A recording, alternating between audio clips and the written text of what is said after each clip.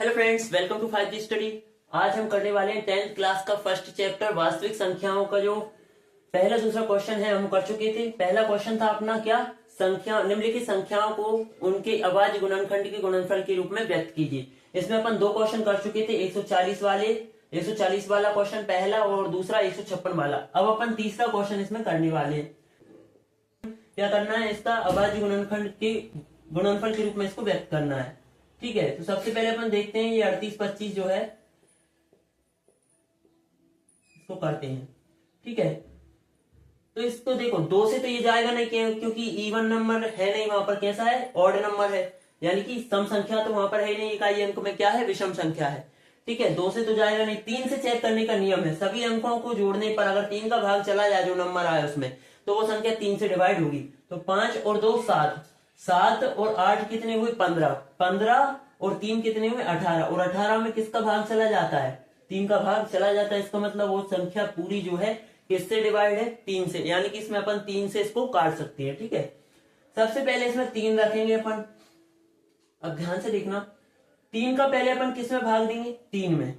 ठीक है, 3 एकम 3, 3 पूरी तरीके से कट गया है। अब 3 में दे दिया, अब देंगे 8 में जा रहा है।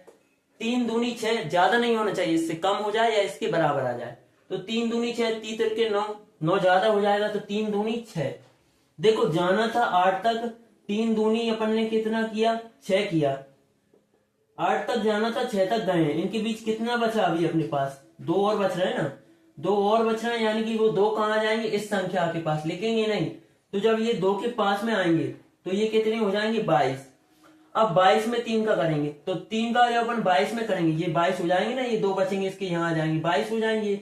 अब 3 का 22 में करेंगे तो 30 आते 21, 3 8 24 तो ज्यादा हो जाएंगे, तो 30 आते 21। 22 तक जाना था, गए हैं 21 तक, अभी भी कितना बचा, 1। वो 1 कहाँ जाएगा, इस 5 के पास में, तो ये कितना हो जाएगा, 15 हो जाएगा। अब 3 का भाग देंगे अपन 15 में, तो 3 5 15। ठीक है, ये अब इस तरीके से पूरे, ये 15 तो पूरी तरीके से कट गया है।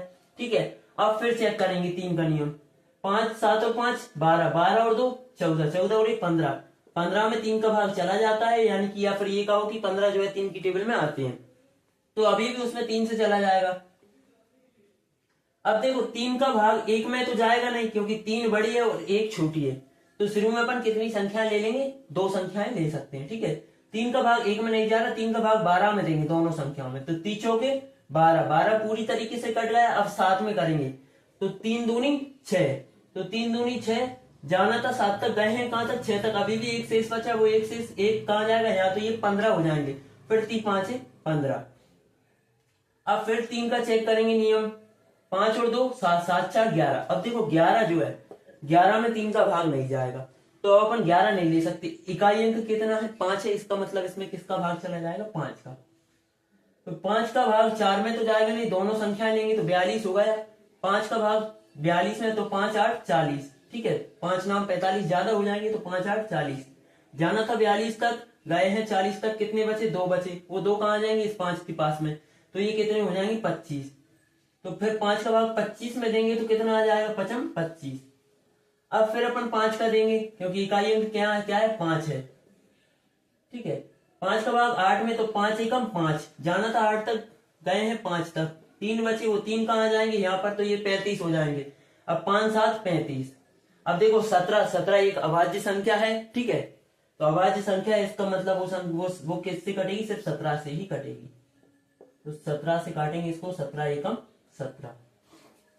इस तरीके से ये अपना क्या हुआ, इसका अभाज्य गुणनखंड हुआ। तो एक बार अपन लिख लेंगे।